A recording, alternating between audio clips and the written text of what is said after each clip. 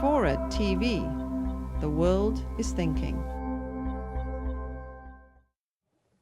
We'll come back to, we've done time with Barack Obama, we'll come back to Barack Obama, but for just one segment, let's talk about George W. Bush. Can we go back to Barack Obama? Yeah, that's right. Help me out. Who is George W. Bush again?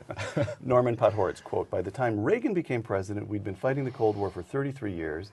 By contrast, we started to fight the war on terror only after Bush entered the White House. In this respect, it was not Reagan to whom Bush should have been compared, but Harry Truman." Close quote. Bush, a second Truman. That's for sure what we heard from a lot of Bush supporters as his time dwindled down, as the days dwindled down to a precious few, to work in another lyric here. Valid? Truman did something big and important in recognizing, laying out the basic structure of the Cold War, but it was very unpopular. Decades later, we now think of him as a very good, if not a great president.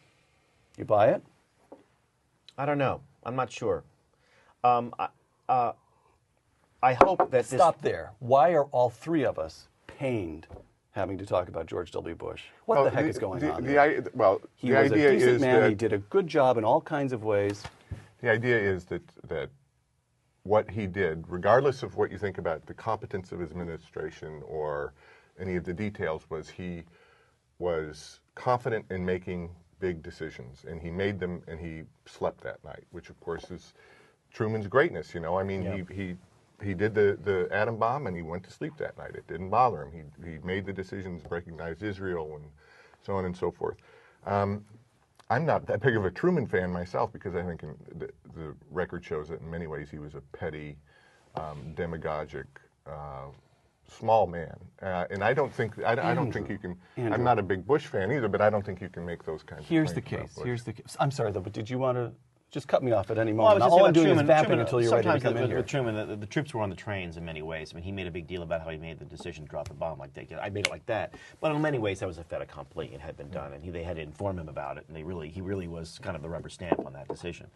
And he had kind of a brain trust around there they had been thinking for at least 3 years, 4 years before him about what are we going to do when this thing is over, and it's us and the Russians. Well, here's the argument. So I would say that I think the reason why we're stymied by George W. Bush is because part of us doesn't want to give the other side any ammo, right?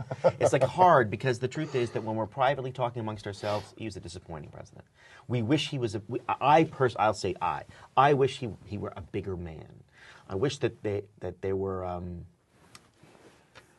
I wish it didn't always seem so jury-rigged over there, and so sort of House of Cards, and so that weird bunker mentality.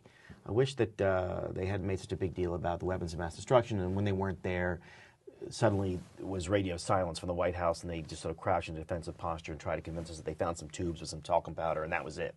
I mean, there are a lot of things about that administration that, even though directionally they might have been correct, I wish they'd done it in a different way. And I feel like partly for our side is one of the reasons why Barack Obama did so well is because he spoke to people who wanted a president who could articulate and believe and say things, and didn't always seem to be looking at the note cards. It didn't always seem to be like a deer in the headlights.